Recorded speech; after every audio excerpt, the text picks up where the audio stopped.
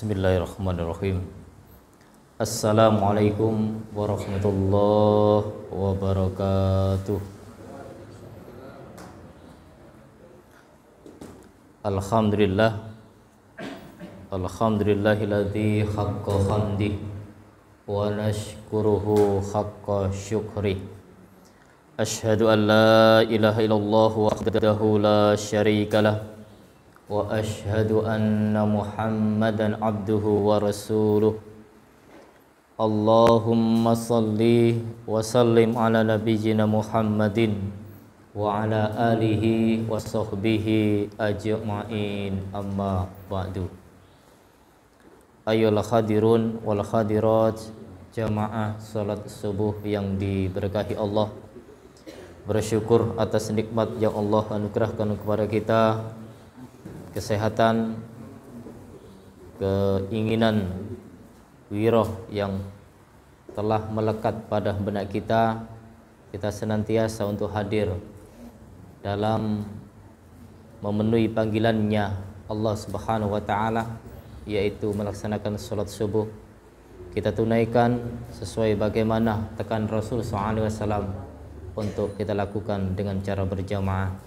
Mudah-mudahan atas ketulusan yang melekat pada diri kita untuk menunaikan apapun yang menjadikan perintahnya dan juga menjadikan anjuran Rasulnya, mudah-mudahan menjadikan kebahagiaan kelak nanti di kehidupan akhirat. Amin. Salawat dan salam semoga tetap terlimpah kepada junjungan kita, Rasul kita Muhammad sallallahu alaihi wasallam. Baik Bapak Ibu jamaah salat subuh yang diberkahi Allah, pada kajian kitab Lu'lu' wal Marjan pagi ini kita tetap membahas kitabus shalah, yaitu kitab yang berkenaan dengan salat. Bab yang kita kaji yaitu babu istikhlafil imam idza urida lahu udrun mim maradin wa safarin wa ghairihima. Bab yang menjelaskan tentang imam meminta orang lain, meminta orang lain sebagai penggantinya ketika ada udzur. Di antara udzur itu adalah sakit dan juga wasafarin, safar, wa ghairihima, selain dari keduanya. Hadis yang kita bahas yaitu nomor urut 235. Kita juga akan bahas lanjutannya yaitu 236. 235 ini cukup panjang, sehingga nanti pada hadis ke-236 lebih pendek tapi sangat terkait dua hadis ini. Yang pertama 235, hadis Aisyah an Ubaidillah bin Abdillah Utbah, hadis yang bersumber dari sahabiyah Ibu Aisyah dari Ubaidillah bin Abdillah bin Utbah. Ia berkata, qala dakhaltu ala Aisyah, aku pernah masuk kepada Aisyah, ya. Fakultu, lalu aku bertanya, ala tuhaddisini ammaradi Rasulillah sallallahu alaihi wasallam.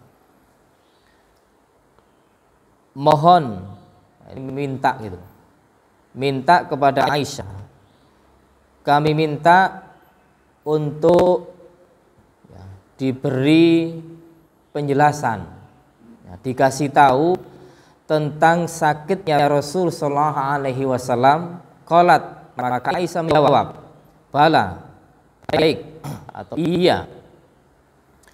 Sakulan Nabi sallallahu alaihi wasallam, Nabi kalau sakit itu sangat payah gitu, berat. Faqala, maka Nabi menyampaikan, as-sallan nas, apakah jamaah itu sudah sholat? Kulna, kami Aisyah menjawab, la, belum. Hum yantadzirunak, mereka itu sedang menunggumu wahai Nabi. Qala, maka Nabi mengatakan, do'uli ma'am fil mikhdhab, ya, tuangkan air untukku dalam bijana. Qalat, Aisyah mengatakan, fafa'alna, maka aku lakukan, aku siapkan itu. Faqa'ada faktasalah, lalu duduk dan beliau mandi. Summa dhahabah liyanu'a fa'ughmiya alaihi, lalu beliau berusaha untuk bangkit dari susah payah itu, tetapi beliau pingsan. Summa afaqa, maka tatkala beliau sadar, faqala Nabi sallallahu alaihi wasallam, maka Nabi menyampaikan, as-sallan nas, apakah jamaah itu sudah sholat? Kulna, kami Aisyah menjawab, lah, belum Rasul. Hum yantadzirunak ya Rasulullah, mereka sedang menunggumu wahai Rasul Allah. Qala, Rasul mengatakan, dha'uli ma'am fil mikhdhab, sama dengan permintaan yang pertama, letakkan air untukku dalam satu bijana. Qalat, Aisyah menjawab, faqa'at faktasalah, setelah disiapkan Nabi duduk, kemudian beliau mandi.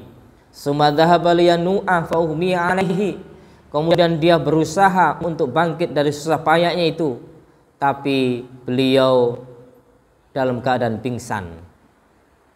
Summa faqa, maka tatkala beliau sadar, faqalah, maka Nabi bilang, as-sallan nas, apakah jamaah itu sudah sholat? Kulna, kami Aisyah mengatakan, lah, belum. Hum yantadirunaka ya Rasulullah, mereka itu sedang menunggumu wahai Rasul. Faqala, maka Rasul mengatakan, du'uli ma'am fil mikhdhab, letakkan untukku air dalam satu bijana. Faqada faktasala, maka beliau duduk, lantas beliau mandi. Summa dhahaba liyanu'a fa'ughmiya alaihi, kemudian beliau berusaha untuk bangkit dari susah payahnya itu, tapi beliau tetap tidak sadarkan diri atau pingsan tadi. Summa afaqa, kemudian beliau dalam keadaan sadar, faqalah, maka beliau bilang, as-sallan nas, apakah jamaah itu sudah sholat?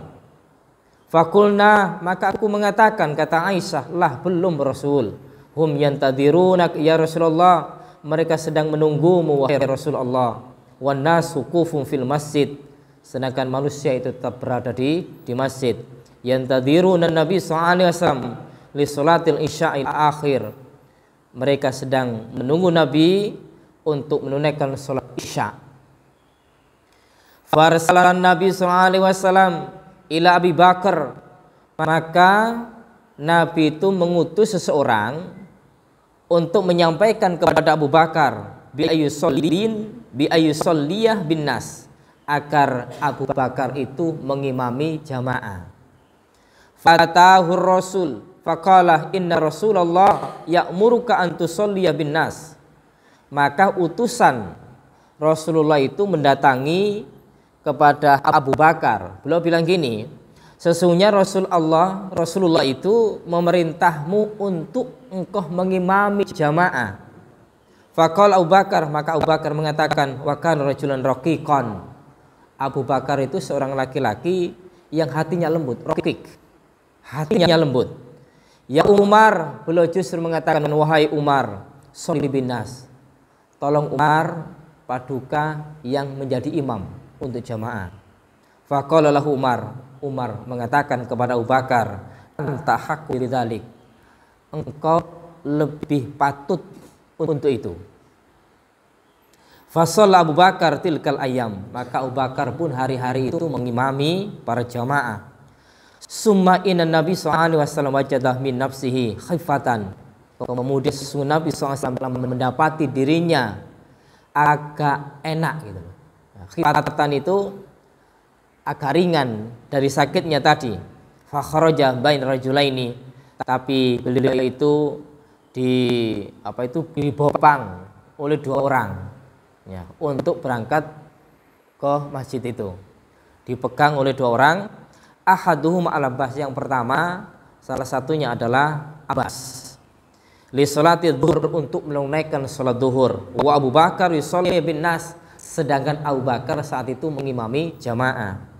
Falamma ra'ahu Abu Bakar dhahaba ta'akhir, maka tatkala Abu Bakar itu mengetahui, melihat bahwa Nabi itu datang, Abu Bakar mundur.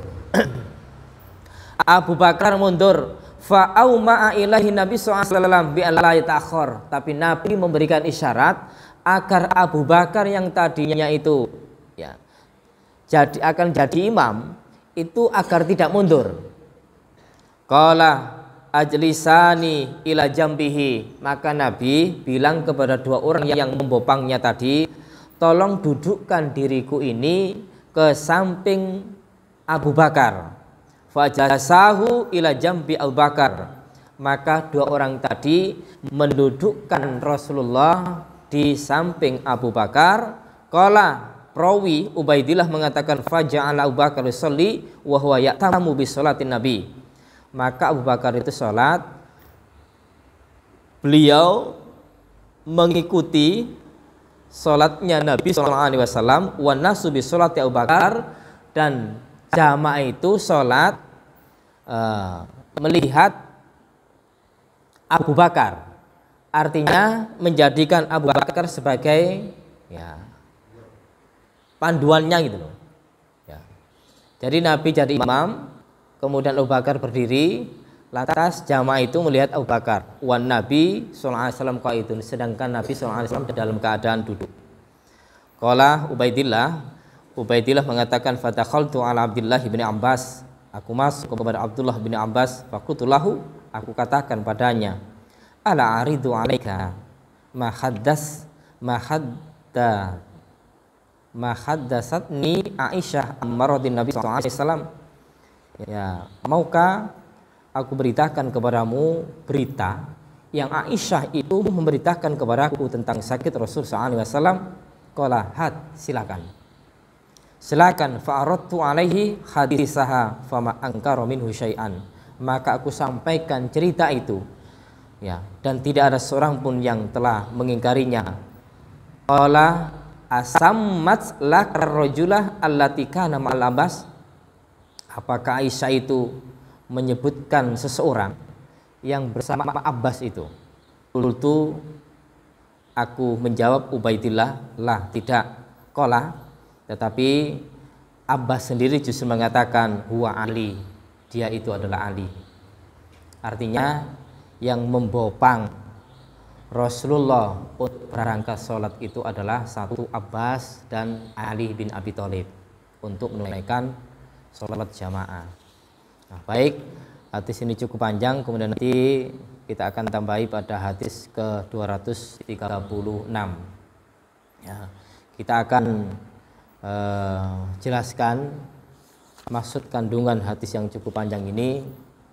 Sebetulnya pada hadis-hadis sebelumnya dan juga berikutnya itu sangat-sangat terkait tentang pelaksanaan Rasul SAW ketika sholat mengimami para jamaah. Maknanya bahwa hadis ini memberikan penjelasan bahwa makmum itu wajib mengikuti imam dalam hal-hal yang sudah dicontohkan, keterkaitan hadis yang lalu, perihal tentang takbir ya, berdiri, rukuk, bangkit dari rukuk, sujud, bangkit dari sujud, duduk itu, kemudian berdiri, gerakan-gerakan itu makmum wajib mengikuti imam. Ini kemudian bahwa dalam sholat jamaah ketika mengikuti imam, Ibnu Hajar al-Asqalani itu menjelaskan hal-hal yang tidak dibolehkan bagi makmum dalam mengikuti imam itu yang pertama ada 3. Mukorona, membarengi. Jadi imam takbir kemudian makmum takbir juga bareng, ini tidak boleh. Yang pertama. Yang kedua, musabaqah. Ya, musabaqah itu mendahului. Ya, imam belum takbir, takbir duluan. Ini terjadi enggak? Atau ada enggak? Ya. Ada kan ya? Sholat cepat-cepat itu. Sholat tercepat itu saya saksikan di video YouTube-nya itu, Masya Allah yang belakang takbir depan belum. Jadi musabaqah, berlomba-lomba dalam kecepatan. Kalau dalam kebaikan sih tidak masalah itu. Dalam kecepatan untuk melaksanakan ibadah, padahal dipimpin oleh imam. Ya, ini tidak boleh. Nah, yang terakhir yang nggak boleh juga adalah mukhalafah. Mukhalafah artinya ya mengakhiri. Ya, mengakhiri. Mukhalafah itu juga bermakna, pada dasarnya bermakna adalah menyelisihi. Imam sudah takbir, ya, kemudian lama sekali. Ya, mulai apa lagi bangkit dari mulai takbir, mulai berangkat sholat, Allahu Akbar, justru nanti nunggu Al-Fatihah selesai baru takbir. Padahal di situ ini tidak boleh. Nah, artinya membelakangi. Imam rukuk ini masih baca gitu. Imam bangkit baru rukuk. ini nggak boleh. Jadi 3 hal itu. Ya, bahkan Rasulullah SAW menyampaikan, ya, salah satu hadis dari ketiga larangan ini dicontohkan Rasulullah, siapa yang mendahului rukuknya imam nanti ya orang itu akan diserupakan kepalanya seperti kepala himar. Nah, ini hukuman, maknanya adalah haram orang itu sholat mendahului gerakannya imam. Ini salah satu contoh hadisnya ini. Tapi sebetulnya semuanya tidak boleh. Semuanya tidak boleh. Nah, ini mana kandungan hadis yang pertama. Kemudian berikutnya adalah hukum seorang makmum ketika niatnya berbeda. Artinya apa? Umpama ada makmum sholat asar, sementara imamnya sholat duhur. Makmum sholat asar, imamnya sholat duhur. Ini terjadi dalam sholat musafir gitu loh. Nah, hal-hal yang seperti ini beda niat. Atau imamnya melaksanakan sholat sunnah, kemudian makmumnya sholat wajib. Beda niat. Tadi itu yang dilarang adalah gerakan. Ya, gerakannya imam itu harus diikuti oleh gerakannya diikuti oleh gerakannya makmum. Untuk urusan hati, nah ini beda gitu loh. Tidak dijelaskan pada hadis ini, dan perbedaan urusan hati itu tidak termasuk dalam bahasan ini. Tetapi ketika dibahas maka itu berbeda. Artinya boleh gitu.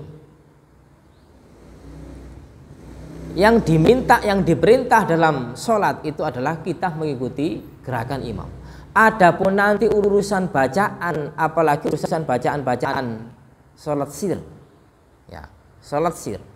Ketika imam itu baca surat Al-Ikhlas, apakah makmum harus Al-Ikhlas? Bebas. Ketika rukuk, ya, imam membaca subhanakallahumma rabbana wa hamdika allahumma ighfirli, apakah makmum harus itu? Boleh pakai subhan rabbil azim, subhan rabbil azim, subhan rabbil azim. Nah, dari sekian variasi yang telah dipaparkan Rasulullah SAW, ketika bacaan-bacaan tertentu itu monggo berbeda dengan imam, ini tidak ada masalah. Nah, sekarang permasalahan yang kita tampilkan adalah bagaimana niat sholat itu berbeda. Artinya umpama imamnya itu sholat sunnah, kemudian makmumnya sholat wajib. Dijelaskan bahwa macam-macam sholat sunnah itu adalah diantaranya orang yang sudah melaksanakan sholat wajib untuk sholat lagi itu sunnah hukumnya. Makanya Nabi pernah mengatakan, siapa yang mau bersedekah, siapa yang mau bersedekah, ya, maka Nabi bilang, ketika ada orang ingin sholat wajib, kemudian sendirian sholat jamaah sudah selesai, baru datang orang, berarti kan sendirian kan, telat gitu loh, telat. Imamnya sudah, jamaahnya sudah selesai. Kemudian orang yang sudah sholat tadi, nah bahasanya Rasul menyampaikan siapa yang mau bersedekah. Ya. Maksudnya adalah ketika jamaah baru datang, sholat jamaah selesai, kemudian yang sudah melaksanakan sholat jamaah tadi diperkenankan, disunahkan untuk mengikuti sholat yang berikutnya, yaitu sunnah hukumnya untuk jamaah dengan temannya tadi, sholat lagi gitu loh. Satu contoh sholat isya 2 shop atau 3 shop selesai, kemudian baru datang jamaah 1 telat, maka jamaah yang sudah sholat tadi sunnah hukumnya untuk sholat lagi menemani jamaah yang baru datang tadi 1 orang, sehingga maksudnya adalah agar berjamaah. Nah, dalam teknis seperti ini adalah boleh bagi yang sudah sholat tadi jadi imam, berarti sholatnya jamaah tadi sholat apa? Sholat sunnah. Jadi isaknya 2 kali. Isak 2 kali, dia jadi imam, kemudian yang orang baru datang tadi jadi makmum. Itu sunnah itu loh. Satu, dia mendapatkan pahala melaksanakan sholat sunnah, yaitu sholat lagi isak. Yang kedua itu hukumnya sunnah. Kemudian yang kedua dia mendapatkan pahala menemani temannya yang tidak berjamaah. Ini termasuk sedekah. Saya ketemu tambiah. Nah, itu sholat sudah selesai sholat. Jarang. Oke.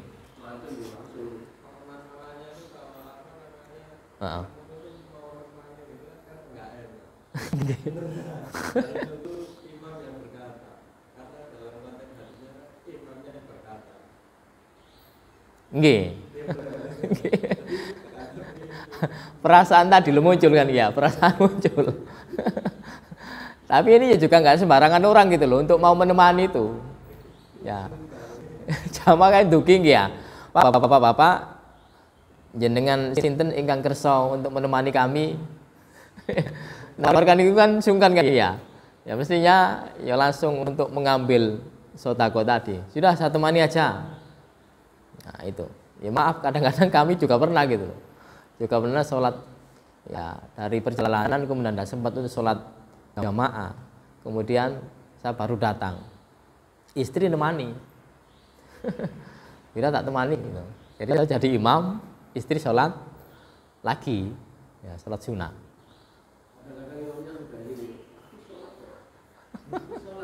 Iya, ini belum mengerti ya, Anda belum mengerti. Ya, dikira sholat wajib itu cuma 1 kali selesai gitu loh. Padahal ini hukumnya sunnah, termasuk sedekah, dan yang kedua menemani jamaah itu. Nah, ini sunnah. Lah di sini ya, dalam riwayat yang sahih ya, yaitu yang dibawa oleh sahabat Jabir. Ya, Jabir menyampaikan anna Mu'adzan kana yusolli ma'an Nabi sallallahu alaihi wasallam. Sesungguhnya Mu'ad bin Jabal ini pernah sholat bersama Nabi. Sholat apa? Sholat isya. Al-isya'a, sholat isya. Sumayan sorifu ila qaumihi, habis sholat isya beliau itu pulang menemui kaumnya dari kaum Abi Salama, kaum Bani Salama.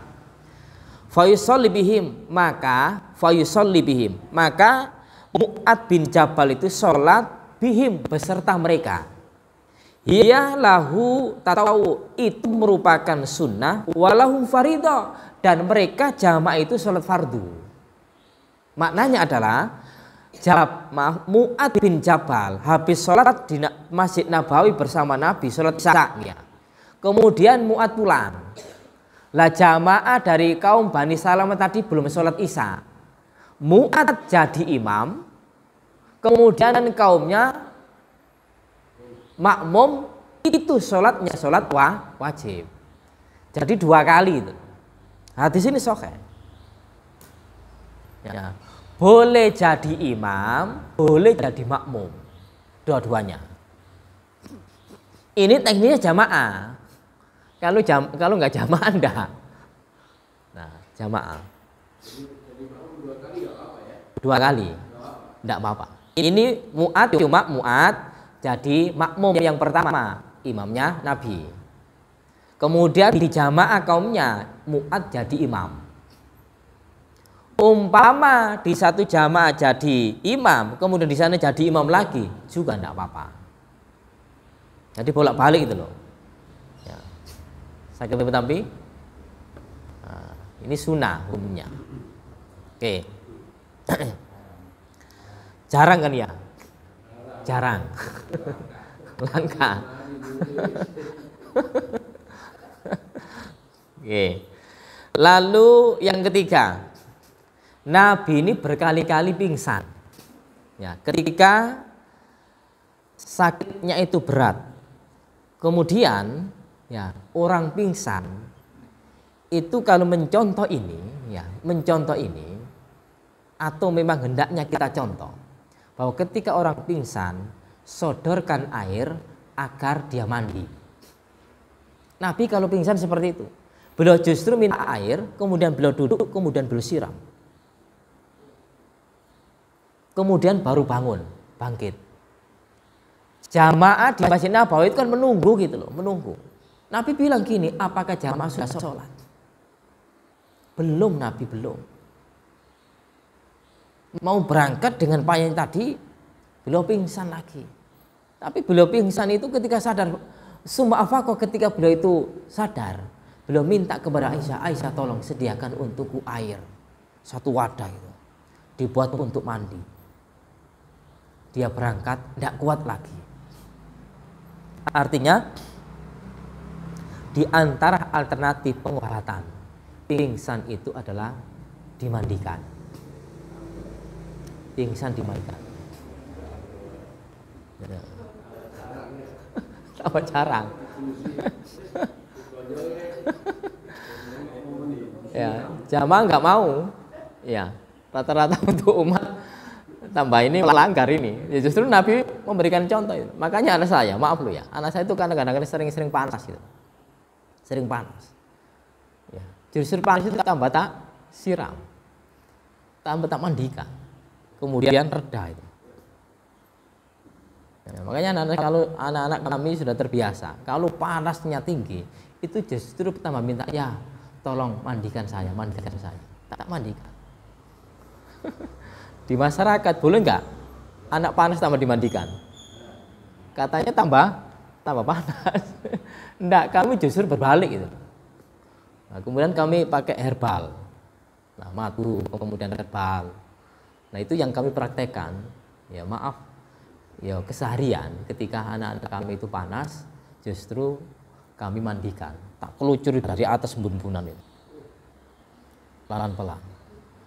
Kita doa, Allahumma rabban nas adwil ba'sa isfi anta syafil syifa ila syifaan la yughadiru saqama. Kita doa, kemudian reda. Ya, itu. Nah, tergantung kita. Wallahu alam untuk dokter. Nah, ini yang ketiga maksudnya. Yang keempat, ya. Makmum boleh sholat dengan berdiri. Ya, ketika imam itu duduk. Inilah Abu Bakar As-Siddiq seorang yang lembut hatinya diminta Rasulullah untuk jadi imam, pada Rasul ada, itu tetap nggak mau gitu. Karena Rasul yang paling mulia, yang paling pantas. Karena dalam ya tata cara atau adab untuk jadi imam itu kan ya orangnya sepuh, satu. Yang kedua, paling hafal Al-Quran, paling paham as-sunnah. Nah, sepuh. Kemudian sepuh itu kalah dengan yang paling tahu tentang Al-Quran dan as-sunnah. Sehingga walaupun muda, silahkan untuk jadi imam. Al-Quran dan as-sunnah lebih mengetahui. Ya. Nabi tidak ada yang mengalahkan, semuanya terlengkapi. Maksud kami adalah ketika Abu Bakar diminta jadi imam, Abu Bakar tidak mau. Kemudian mempersilahkan Nabi. Nabi berada di sampingnya. Ya, dibopang oleh dua orang tadi, didudukkan di samping Abu Bakar. Berarti sampingnya samping kiri Abu Bakar. Abu Bakar berdiri jadi makmum. Lah jamaah karena berdiri kemudian ya tidak melihat Nabi, melihatnya Abu Bakar. Maka Abu Bakar mengikuti Nabi dan Abu Bakar dijadikan ya panduan untuk imamnya jamaah. Walaupun statusnya Abu Bakar itu adalah makmum. Yang berikutnya inilah dalil ya yang dijadikan kalimat mubaligh itu. Mubaligh itu seringkali kan kita jumpai, kita lihat di tayangan live itu, Masjidil Haram, Masjid Nabawi, atau masjid-masjid yang besar itu, Masjid Agung, Masjid Istiqlal. Ketika imam Allahu Akbar, ada jamaah satu kan ya, Allah yang tinggi loh suaranya, itu mubaligh. Lah inilah hadisnya itu. Kalau ini memang ya, digunakan satu imamnya kurang keras suaranya, imamnya kurang keras suaranya. Kemudian yang mengeraskan tadi adalah mubalighnya itu. Ya, tetap statusnya adalah makmum, dikeraskan. Nah, di Masjid Nabawi itu kan lanjut dari makmum satu, Allahu sami Allahu liman hamidah, makmumnya satu, Rabbana. Itu mubaligh namanya. Seperti ini hadisnya. Nah, lalu yang berikutnya, faja'ala Abu Bakar yusolli wa huwa qaim. Di mubalighnya tadi berdiri, kemudian imamnya duduk, yaitu Rasulullah SAW. Maksudnya hadis ini adalah selain Rasulullah, ya, selain Rasulullah, ya, kita ini, kalaupun toh itu memang tidak ada imam yang lain, ya, tiada imam yang lain kecuali orang itu orang itu walaupun dalam kondisi sakit, monggo untuk tetap sholat ditegakkan walaupun imamnya itu dalam keadaan duduk, kemudian jamaah berdiri. Tapi kalau ada yang lain, ya, yang lain saja, sehingga tidak meribetkan jamaah, apalagi yang belum paham, yaitu jamaahnya diminta untuk jadi imam yang kondisinya sehat juga punya kemampuan. Sementara yang duduk tadi jadi makmum. Yang duduk jadi makmum, ya duduk nanti tekniknya ya artinya bebas gitu loh. Ada duduk yang pakai kursi, kan banyak kan masjid-masjid disediakan kursi itu. Nah, sehingga beliau nyaman untuk jadi makmum. Nah, ini maksud dari hadis 235. Nah, selanjutnya 236. Ini sangat terkait juga. Hadis Aisyah qalat lamma thaqula Nabi sallallahu alaihi wasallam. Hadis yang bersumber dari Aisyah, ia berkata, tatkala Nabi itu sangat berat sakitnya, fastadda waja'uhu, sudah parah sakitnya itu. Wastadda itu betul-betul berat sakitnya. Istadzana azwajahu ayyumarradha fi baiti. Rasulullah itu minta izin kepada para istrinya untuk dirawat di rumahku, kata Aisyah. Fa'adhinnah lahu, maka para istri itu mengizini terhadap Rasulullah SAW yang minta izin untuk tetap di rumah Aisyah.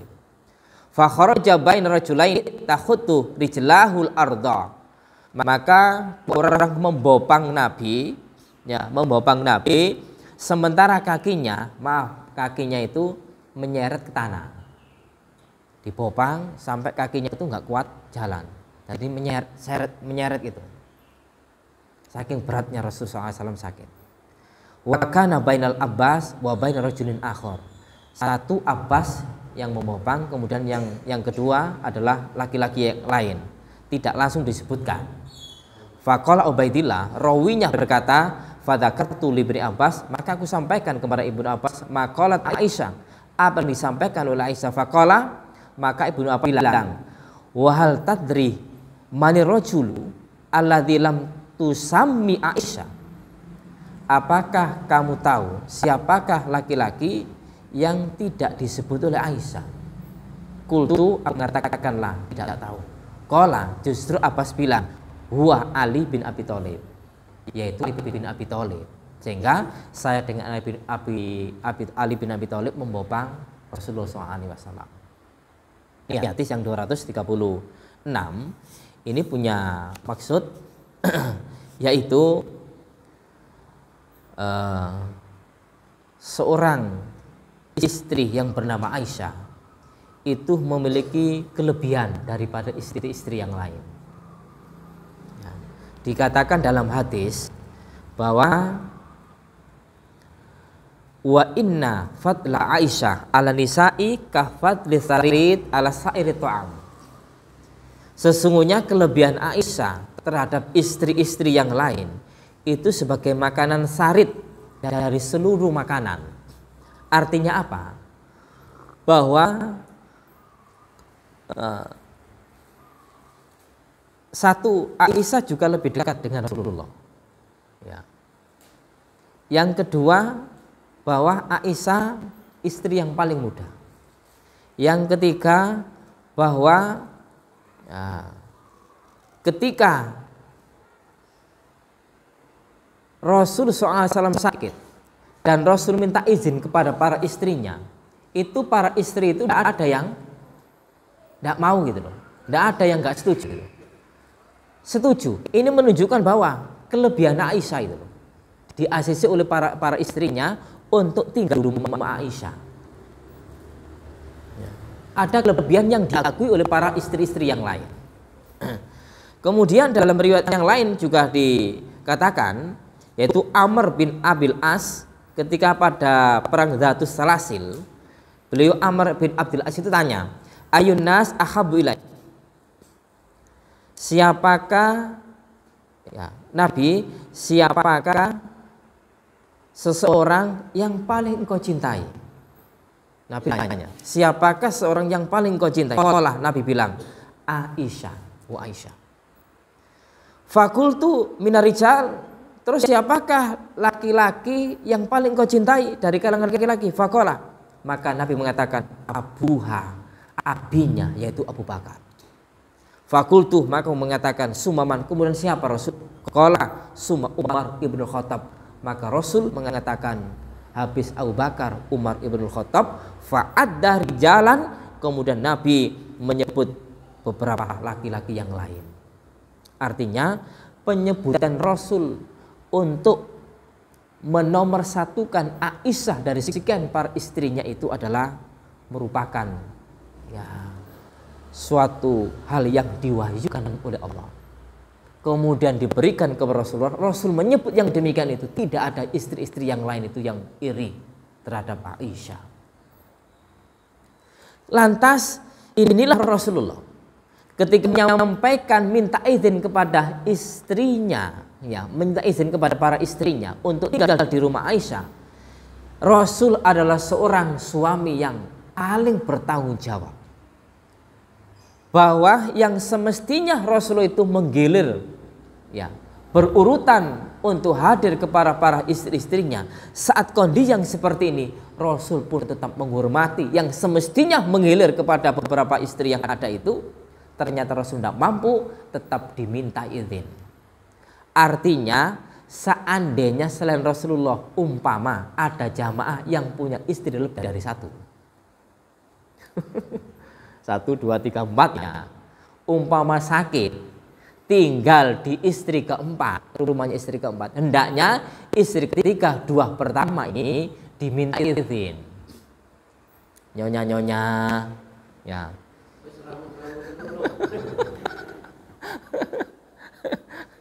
Jadi dibilangi, mohon maaf saya kondisi nggak sehat, saya tinggal di rumahnya ini, bagaimana ya, monggo dipersilakan oleh para istrinya. Ini istri-istri yang baik-baik gitu loh. Istri Rasulullah saat itu 9 itu tidak ada yang macam-macam semua itu. Ya, ini dibentuk keluarga yang sakinah mawaddah warahmah. Nah, kalau istri yang nggak baik diminta izin tambah rame, dikemping nanti. Nah, ini Bapak Ibu ya, bahwa ya, kewajiban untuk menggilir kepada istrinya kalau memang punya istri lebih dari satu, ya dicontohkan Rasul SAW. Kemudian diminta izin. Izin itu merupakan sebuah penghormatan kepada ya istri-istrinya yang ada itu. Jangan langsung ditinggal. Ya, waktunya kesini tidak hadir, tinggal di istri yang terakhir itu. Break istri yang pertama, kedua, ketiga itu. Karena tidak hadir, ada apa itu? Ya. Sekarang kan kontaknya lebih cepat kan ya. Kenapa nggak telepon? Ya, kenapa nggak ngasih tahu? Nah, ini lebih cepat kalau untuk ada ya seseorang yang punya istri lebih dari satu. Ya, sebagai wujud membentuk keluarga yang sakinah mawaddah warahmah. Insya Allah itu Bapak Ibu. Oke. Nggih. Bagaimana kalau sholat itu imam gerakannya cepat dan makmumnya menunggu sampai gayanya imam itu jatuh ke tempat sujudnya. Iya.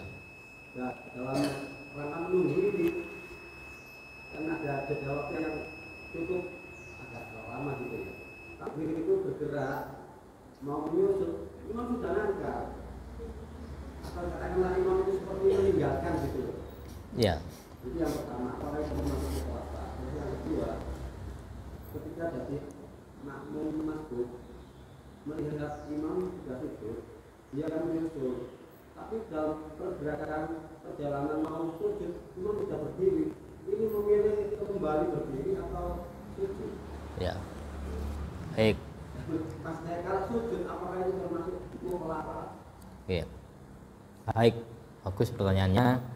Yang pertama bahwa ketika jadi imam itu sebetulnya harus mengerti ya tentang teknis jadi imam itu. Rasul menyampaikan idza kabbar fakabbiru. Ketika takbir maka jamaah takbir. Lah ketika imam takbir jamaah berikutnya takbir, imam itu pun juga harus bisa merasakan. Imam harus bisa merasakan jamaah itu takbir selesai baru gerak gitu.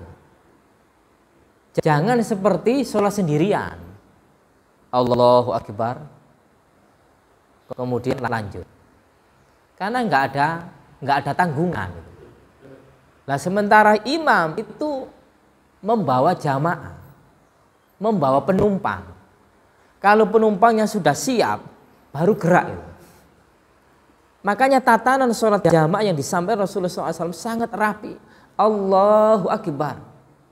Jamaah otomatis kan imam harus bisa merasakan Allahu Akbar. Perasaannya seperti itu sudah cukup. Ya. Karena tidak mungkin kan pendengar jamaahnya ini sudah takbir apa belum. Itu harus bisa dirasakan.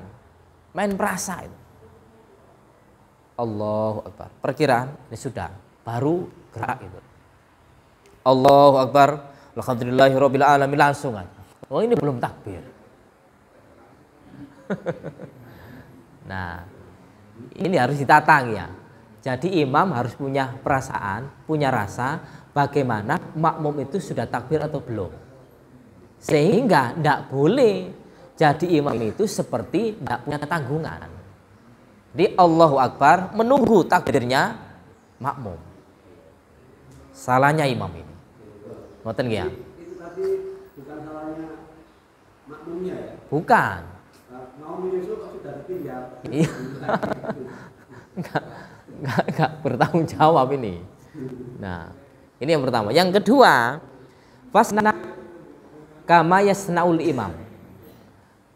Lakukan gerakan sebagaimana gerakannya imam. Artinya ketika jamaah itu baru datang, imam dalam keadaan sujud, maka kita segera untuk mengikuti tadi. Tapi ketika imam itu dalam keadaan sujud, kemudian kita tahu bahwa ini mau bangkit gitu loh. Ya, tunggu dulu. Ya, tunggu sampai bangkit, Allahu Akbar, baru kita takbir. Artinya bahasa hadis lakukan sebagaimana yang dilakukan oleh imam itu pun juga melihat kondisi. Ketika gerakannya imam Allahu Akbar, ya tunggu sampai takbir selesai. Ketika rukuk, kira-kira rukuk ini cukupkah saya itu ikut rukuk? Pada saat rukuk tahu jamaah baru datang, kemudian imamnya rukuk. Imamnya rukuk ini mau bangkit, kemudian langsung nyusul. Ini kan boleh cepat-cepatan gitu. Ya takbir dulu yang nyantai, slow. Ya, kondisinya tenang. Allahu Akbar. Ternyata imamnya bangkit. Ya kita nunggu bangkit itu. Ngoten Pak Ing. Saged Nabi. Nggih.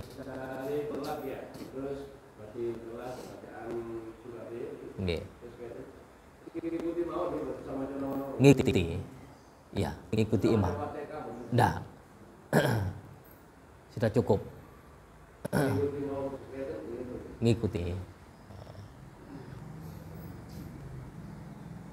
Dipun? Nggih. Nggih. Istrinya Rasulullah katanya. Iya. Itu ada lokasinya di sana, ada yang paling dekat dengan masjid itu kan Aisyah. Itu kalau Rasul ya, ini bukan mungkin alasannya mendustakan. Karena saya ke Aisyah itu paling dekat dengan masjid. Nah, kalau misalkan jamaah begini, Pak, memiliki istri lebih dari satu. Alasannya apa ya?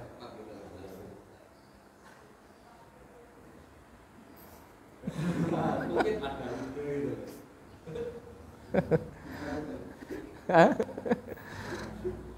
Nah, ini banyak itu sih. Ini balik lagi ke niatnya laki-laki. Ya.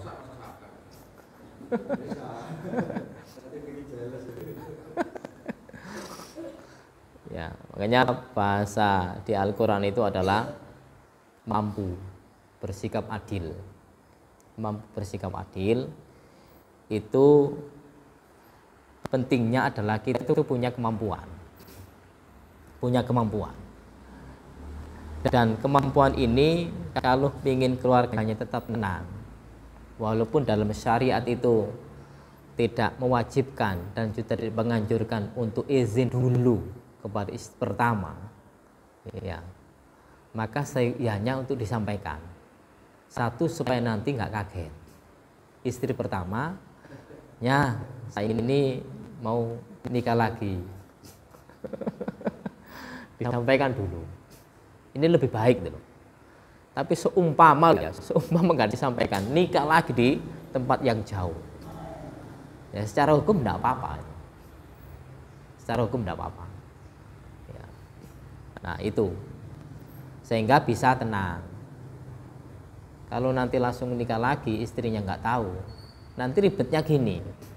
Ketika salah satu istri itu meninggal, kemudian warisan, lalu datang istrinya yang jauh itu datang, Istrinya kan kaget itu, istri pertama. Loh kok ini minta ini dari mana? Buktinya mana? Akhirnya ramai. Ini kan juga pernah terjadi. Ketika seorang laki-laki ya sudah punya anak, istrinya nyaman, kemudian suaminya nikah di tempat lain. Padahal warisannya itu kan di sini gitu. Ketika meninggal, istri yang kedua nuntut ya warisannya. Istri yang pertama kaget, anak-anaknya pun juga kaget. Siapa orang ini gitu loh? Siapa orang ini? Dulu nggak dikasih tahu bahwa itu adalah juga istrinya. Nah, ini yang kondisinya itu kurang nyaman. Makanya kalau nanti itu mau nikah lagi, ya monggo, ya paling tidak ngobrol. Ya banyak orang-orang itu kan, ya istrinya di sini satu, di sana satu. Ya secara hukum tidak apa-apa gitu, tidak apa-apa. Jadi Aisyah itu kan dan istri-istri yang lain nyaman, tidak ada rasa benci itu, rasa benci tidak ada. Karena Rasulullah boleh.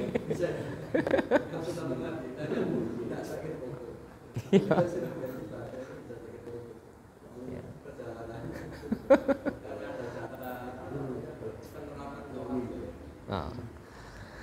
Dan adil itu tidak harus rata. Tidak harus rata. Nah, makanya dalam hadis di Bulughul Maram bab mengenai pernikahan, kemudian yang punya banyak istri. Nah, istri pertama itu mungkin dalam seminggu ya 2 istri. Maka istri pertama, karena pertama bisa jadi cukup 2 hari. Istri kedua 4 hari. Nah, ini kenapa? Karena ini baru itu. Tidak harus rata. 6 hari harus 3 hari semuanya. Tidak harus. Nah, untuk istri pertama diberikan lebih. Istri kedua mungkin sekian. Nah, itu. Dan itu diobrolkan di dalam penjelasan syariat itu seperti itu. Nah, ini yang terjadi dalam agama untuk memberikan penjelasan agar semuanya itu bisa tercapai. Ya, karena baru itu kan artinya harus lebih untuk diberikan bekal atau nutrisi yang lebih banyak. Begitu, Boten? Mas, ya, nggih, enggak. Nggih, ya, ya, dalam perjalanan itu dia punya kekayaannya, ya, cerai, terus tapi nggak dapat barang ini ya, dapat barang ini, akhirnya dia kawin lagi, yang kedua, dan kedua akhirnya meninggal, masih dua dan dapat hak barang ini. Selama perjalanan dengan perkawinan yang kedua itu nggak ada ya. Jadi kono gini ya. Kono gini itu nanti kalau memang hasil jeripayah berdua, ya, baru nanti harus diberikan. Harus diberikan. Sehingga nanti dalam pewarisan ya sangat-sangat adil di dalam Al-Qur'an. Makanya saya tadi kan baca ayat waris. Surat An-Nisa ayat 11.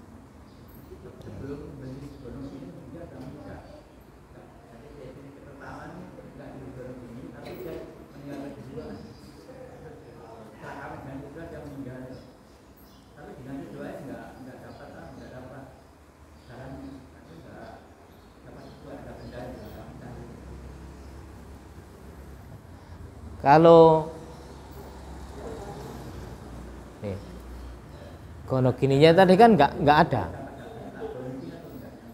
nggak dapat, karena kan nggak ada jeripayanya, nggak dapat.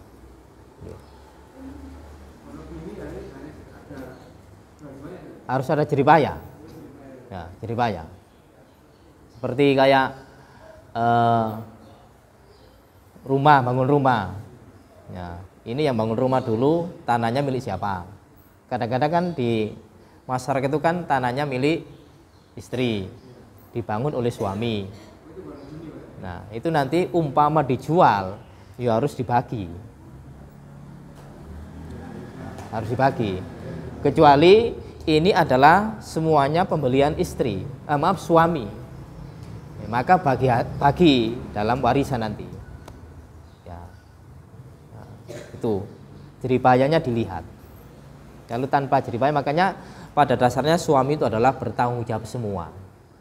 Ya, baik rumahnya, kondisinya, semuanya tanggung jawab suami. Ketika bagi ya tinggal berapa bagian warisannya. Tapi ternyata jeripayanya istri, maka jeripaya istri tadi juga diberi. Oke. Baik, demikian apa yang kita bahas pada kesempatan pagi ini. Mudah-mudahan bermanfaat. Akhir kalam kita tutup dengan doa kafaratul majelis. Subhanakallahumma wa bihamdika asyhadu an la ilaha illa anta astaghfiruka wa atubu ilaik. Wassalamualaikum warahmatullahi wabarakatuh.